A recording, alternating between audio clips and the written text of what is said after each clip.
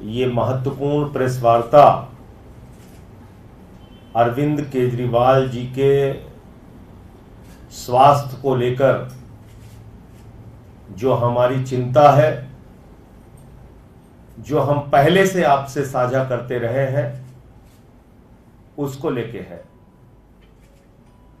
और ये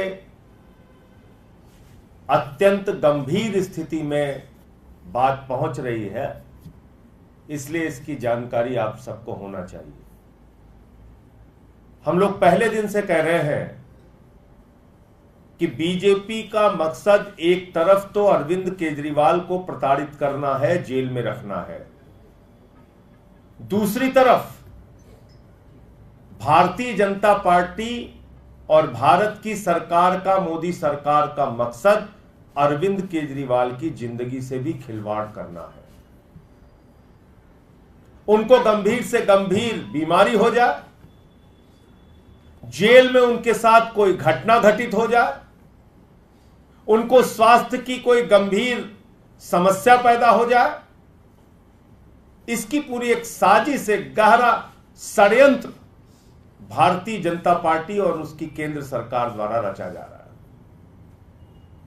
आप सबकी जानकारी के लिए बता दूं कि जब 21 मार्च को अरविंद केजरीवाल जी को गिरफ्तार किया गया था तो उस वक्त उनका वजन था 70 किलोग्राम और आज की तारीख में उनका वजन 8.5 किलो गिरकर 81.5 रह गया है, 61.5 रह गया है। 70 किलो से घटकर 61.5 किलो उनका वजन रह गया है। करीब करीब 8.5 किलो वजन उनका 21 मार्च से लेकर अब तक कम हुआ है, जिसका कारण पता नहीं, जिसकी वजह मालूम नहीं, जिसकी कोई जांच नहीं हो पा रही है गंभीरता से, जिससे पता चल सके इतना वजन कम कैसे हुआ। 8.5 किलो वजन कम होना और उसकी वजह पता न चलना, ये कई गंभीर बीमारियों के संकेत होते हैं। आप किसी भी डॉक्टर से पूछ लीजिए, अगर लगातार वजन घट रहा है और उसकी वजह पता नहीं चल रही है तो निश्चित रूप से यह गंभीर बीमारी का संकेत है। तो ये हम सब के लिए, अरविंद केजरीवाल जी के लिए, उनके परिवार के लिए, उनके चाहने वालों के लिए, दिल्ली के हों, देश के हों, उन सब के लिए गंभीर चिंता का विषय है, नंबर 1।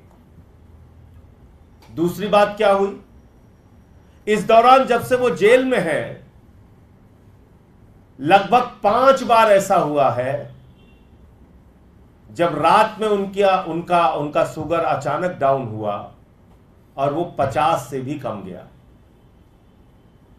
50 से भी कम गया शुगर लेवल।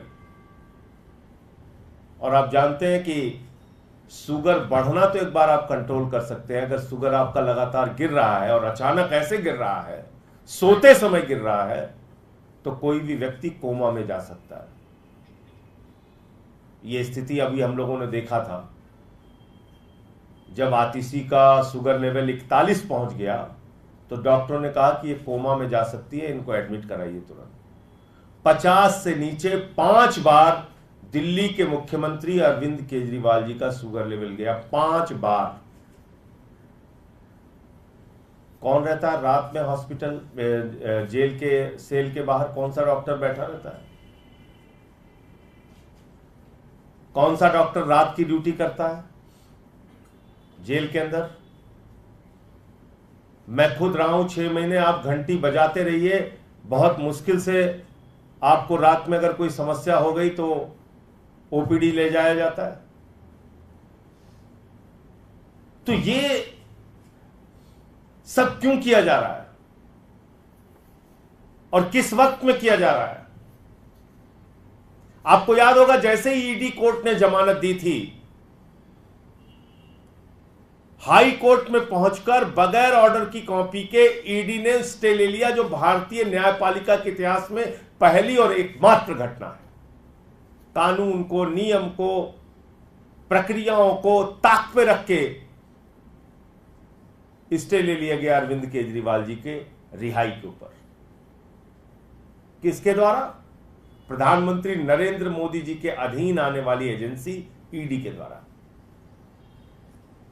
और जब हम लोगों ने कहा कि सुप्रीम कोर्ट से राहत मिल जाएगी और पक्का मिल जाएगी, ऐसा पूरी संभावना लग रही थी, ऐसी पूरी उम्मीद थी, क्योंकि जो सुनवाई के दौरान हम लोगों ने देखा था अदालत का रुख, उससे साफ लग रहा था कि अरविंद केजरीवाल जी को राहत मिलेगी। उससे ठीक पहले सीबीआई का झूठा, मनगढ़ंत, बेबुनियाद केस अरविंद केजरीवाल के खिलाफ बनाया गया। क्यों बनाया गया? उनकी जिंदगी के साथ खिलवाड़ करने के लिए। क्यों बनाया गया? उनके स्वास्थ्य के साथ खिलवाड़ करने के लिए। तो प्रताड़ना, जेल में डालना तो एक विषय है, लेकिन केजरीवाल अपने स्वास्थ्य से टूट जाए, उनको गंभीर बीमारी हो जाए, उनके साथ जेल के अंदर कोई अनहोनी हो जाए, कोई घटना दुर्घटना हो जाए, ये बड़ा साजिश और षड्यंत्र का मकसद है भारतीय जनता पार्टी और देश के प्रधानमंत्री का। इसलिए माननीय न्यायालय को भी इन बातों का संज्ञान लेना चाहिए। और जो एक छोटा मामला अब सीबीआई का बचा है, आप जानते हैं ईडी जब जमानत देती है तो पीएमएलए की शर्त कहती है कि अदालत को यह लगना चाहिए कि व्यक्ति निर्दोष है, तभी उसको जमानत मिल सकती है। ईडी की कोर्ट ने जमानत दिया, यह मान के दिया कि अरविंद केजरीवाल निर्दोष है, यह मान के दिया कि ईडी के अधिकारी बायस्ड तरीके से, दुर्भावना से केजरीवाल के खिलाफ केस बना रहे हैं, कार्रवाई कर रहे हैं। और दूसरा, जो सुप्रीम कोर्ट का फैसला आया कल, उस फैसले में भी साफ तौर पे कहा गया है कि जांच करने का मकसद, पूछताछ करने का मकसद ये नहीं कि आप किसी को गिरफ्तार कर लें। और बहुत सारे गंभीर सवाल ईडी के ऊपर उठाए गए। लार्जर बेंच से फैसला आएगा और मुझे पूरी उम्मीद है कि जिस तरह से पीएमएलए का और ईडी का दुरुपयोग सिर्फ और सिर्फ राजनीतिक विरोधियों को गिरफ्तार करने और प्रताड़ित करने के लिए किया जा रहा है, उस पर माननीय सर्वोच्च न्यायालय की जो बड़ी बेंच है, जो गठित होनी है, वो निश्चित रूप से रोक लगाएगी और कोई एक फैसला देगी।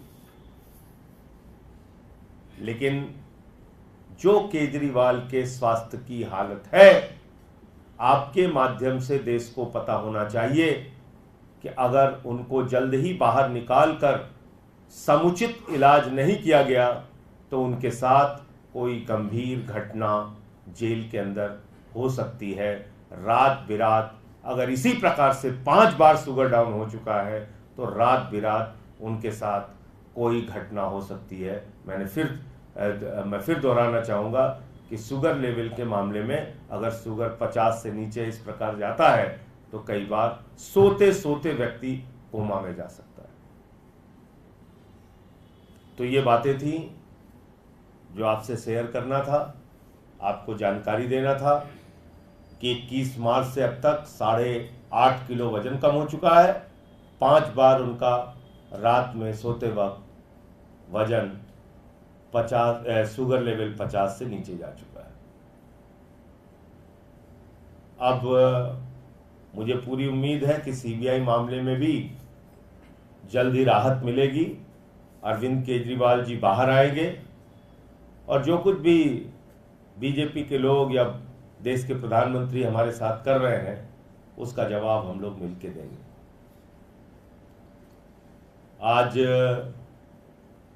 पंजाब के जालंधर वेस्ट का भी रिजल्ट आया है।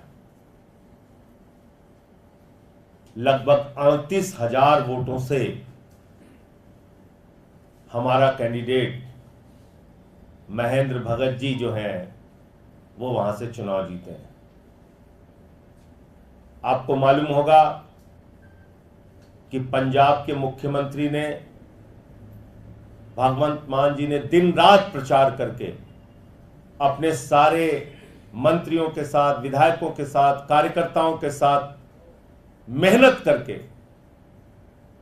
ये चुनाव लड़ा।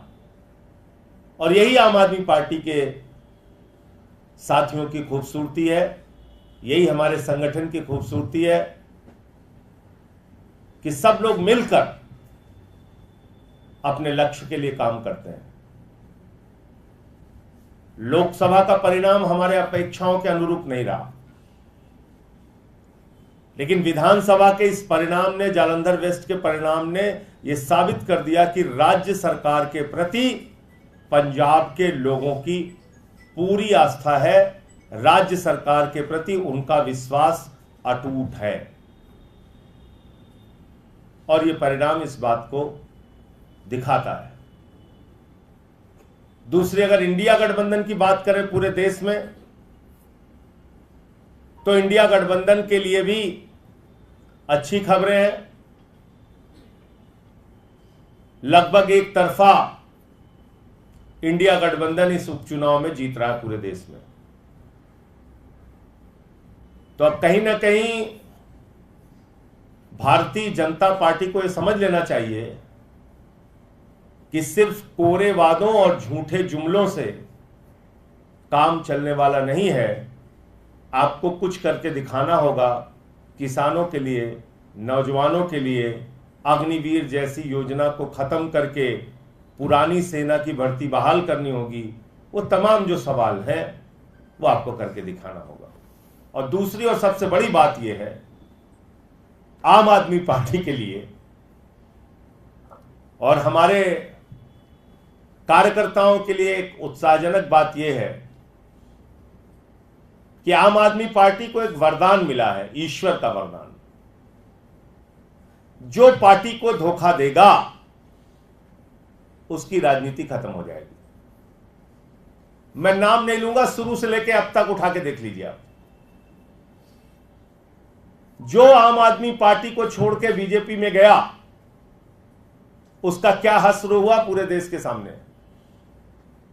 तो इसलिए जो हमारे विधायक हैं, मंत्री हैं, सांसद हैं, हमारे साथी हैं, सबके लिए एक बड़ा संदेश भी है इस पंजाब के चुनाव के परिणाम में। हमें नहीं कहते हमारे अंदर सारी अच्छाइयां हैं, होंगी कुछ कमियां। आपस में बैठिए, बातचीत कीजिए, संवाद कीजिए। एक दूसरे से कोई मतभेद है तो उसको दूर कीजिए, लेकिन इसी परिवार के अंदर रहिए। परिवार के बाहर जाएंगे कोई इज्जत मिलने वाली नहीं। आम आदमी पार्टी परिवार को छोड़ के जाएंगे तो कोई इज्जत मिलने वाली नहीं है। मैं पुराने नाम तो नहीं लूंगा, लेकिन ताजा नाम जरूर ले लूंगा। एक हमारे सांसद जी थे, बड़ी मेहनत करके कार्यकर्ताओं ने उनको जालंधर से जिताया, रिंकू जी। आया तो मुझे लगा कि बहुत अच्छा लड़का है, छोटे भाई की तरीके से हम लोगों ने उसको समझाया, ऐसे सदन में बोलना, ऐसे करना है। चला गया बीजेपी में, लोकसभा का चुनाव हार गया। फिर दूसरे ये जालंधर वेस्ट के विधायक थे शीतल जी, ये भी आम आदमी पार्टी से जीत के आए थे। कार्यकर्ताओं ने मेहनत किया, मुख्यमंत्री भगवंत मान ने प्रचार किया, संदीप पाठक जी ने संगठन का काम किया, राघव चड्ढा लगे रहे, जर्नैल सिंह लगे रहे, पूरे जो हमारी पार्टी के लोग थे लगे रहे। ये भी छोड़ के बीजेपी में चला गया। तो जालंधर वेस्ट का चुनाव इसकी वजह से हो रहा था। कितने वोट से जीते? 38,000 वोटों से आम आदमी पार्टी के प्रत्याशी महेंद्र भगत जी जीते। तो रिंकू भी हार गए, शीतल भी हार गए। तो इन दोनों व्यक्तियों से हमें क्या शिक्षा मिलती है? आपको धोखा दोगे, राजनीति खत्म हो जाएगी। जिस परिवार में हो वहीं बने रहो।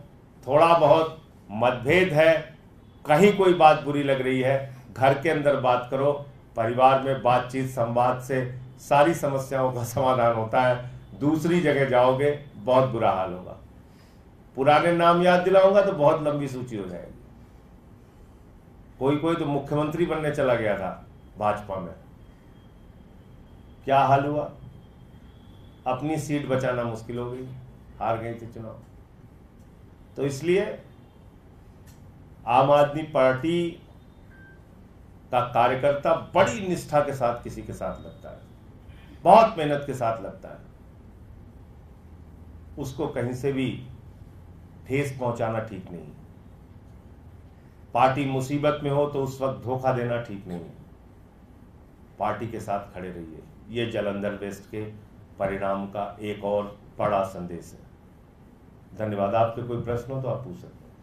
संजय जी, अगला जो पड़ाव है, चुनावी पड़ाव, वो दिल्ली है। आप ये जो मैसेज दे रहे हैं कि अपना अगर छोड़ के जाओगे तो पछताओगे, तो क्या ये दिल्ली के विधायकों को भी संदेश है? चूंकि छतरपुर और सबके लिए संदेश है। दिल्ली के विधायक हों, दिल्ली के मंत्री हों, पंजाब के विधायक हों, पंजाब के मंत्री हों, दिल्ली के सांसद हों, पंजाब के सांसद हों, ये सबके लिए मैसेज है। और पार्टी संगठन के पदाधिकारियों के लिए भी मैसेज है। और इस मैसेज के साथ मैं एक बात और कह रहा हूं कि हमारे परिवार में कमियां होंगी, लेकिन उसको हम मिल बैठकर बातचीत करके दूर करेंगे। मुसीबत में पार्टी छोड़ना, संकट के समय में पार्टी छोड़ना, यह ठीक बात नहीं है और इसको कोई पसंद नहीं करता। खासतौर से आम आदमी पार्टी के बारे में तो मैं दावे के साथ कह सकता हूं, जो ये पार्टी छोड़ के बीजेपी में गया वो कभी जीत नहीं पाया चुनाव हारा है वो। संजय जी, अनेक क्षेत्रों जो कल पेड़ों कटाई की लेकर कोर्ट ने टिप्पणी की है, कोर्ट ने स्पष्ट कहा कि दिल्ली के उपराज्यपाल अदालत से बातें छिपा रहे हैं, खुद को कोर्ट समझ बैठे हैं। ये बहुत गंभीर टिप्पणी है कोर्ट की और इसकी पूरी जांच गहनता के साथ होनी चाहिए। जो इसके लिए जिम्मेदार है, मामला न्यायालय में है तो निश्चित रूप से वहां से एक कड़ा फैसला उन लोगों के खिलाफ आएगा जिन्होंने ये पेड़ कटवाने का काम किया है। और अब तक जो अखबारों की खबरें आ रही हैं, जो जानकारियां मिल रही हैं और जो अदालत के सामने भी जानकारियां आ रही हैं, उसमें एलजी पूरी तरीके से इन्वॉल्व है।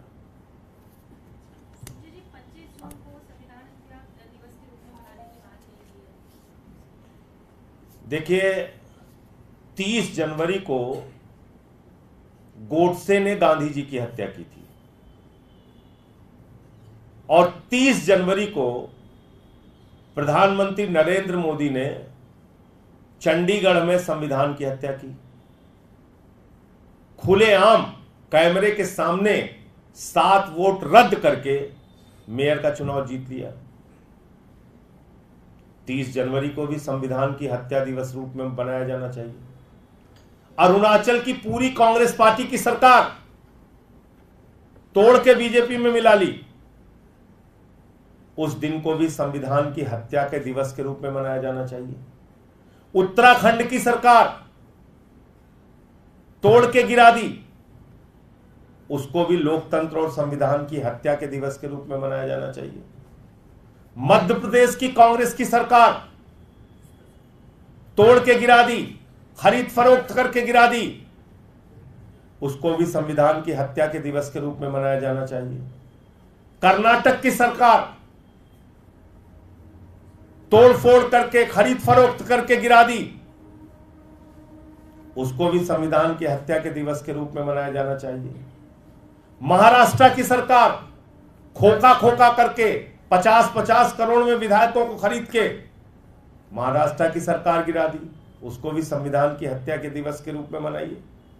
गोवा में तोड़फोड़ करके सरकार बनाई गई, उसको भी संविधान की हत्या के दिवस के रूप में मनाइए। पहलवान बेटियों को जिन्होंने राष्ट्र का गौरव पूरी दुनिया में बढ़ाया, आपने दिल्ली की सड़कों पे उनको घसीट घसीट के मारा। उस दिन जिस दिन नई संसद का उद्घाटन हो रहा था, वो संविधान की हत्या नहीं है।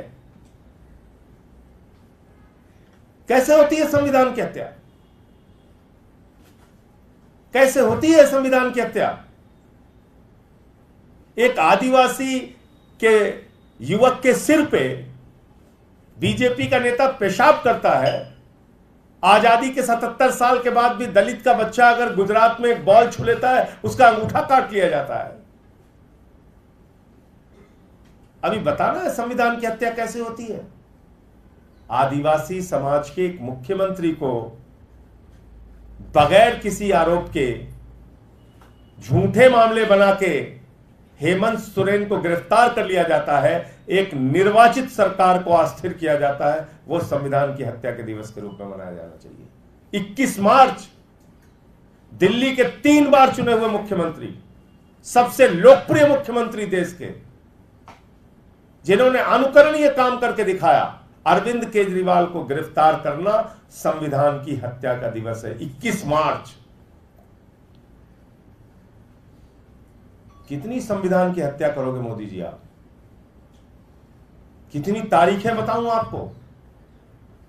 आपने मनीष सिसोदिया को पकड़ के जेल में डाल दिया, सत्येंद्र जैन को पकड़ के जेल में डाल दिया, मुझे 6 महीने बिना किसी कारण के जेल में रखा।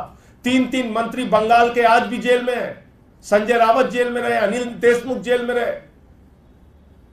बिहार के नेताओं पे छापेमारी करते हो आप। पूरे देश में विपक्ष को पकड़ पकड़ के, गला पकड़ के जेल में डाल रहे हो। अखिलेश यादव को सीबीआई का नोटिस, राहुल गांधी को सीबीआई का नोटिस, सोनिया गांधी को सीबीआई का नोटिस। कितनी हत्या कर रहे हो संविधान की आप? कितने दिवस मनाए जाए? प्रधानमंत्री नरेंद्र मोदी और उनकी पार्टी सुबह उठने से लेकर रात सोने तक हर दिन हर पल संविधान की हत्या कर रही है। और अब क्या बाकी रह गया? इससे ज्यादा प्रमाण चाहिए आपको? मनुस्मृति पढ़ाया जाएगा दिल्ली विश्वविद्यालय में। मनुस्मृति पढ़ाएंगे लोग। मनुस्मृति, कैसे दलितों को प्रताड़ित किया जाए, कैसे पिछड़ों को प्रताड़ित किया जाए, कैसे उनके साथ भेदभाव किया जाए, कैसे उनके कान में पारा डाला जाए, कैसे उनको श्लोक सुनने की इजाजत नहीं, कैसे उनको मंदिर में जाने की इजाजत नहीं। यह पढ़ाओगे आप? यह संविधान की हत्या नहीं है? मैं बार बार कहता हूं, भारतीय जनता पार्टी का संविधान नागपुर से चलता है। देश का संविधान बाबा साहब डॉक्टर भीमराव अंबेडकर जी ने लिखा है। भाजपा भारत का संविधान नहीं मानती, भाजपा नागपुर का संविधान मानती है। आप मनुस्मृति पढ़ा रहे हैं, कह रहे संविधान हत्या दिवस मनाएंगे। मनुस्मृति पढ़ा रहे दिल्ली विश्वविद्यालय में, शर्म नहीं आती तुम्हें?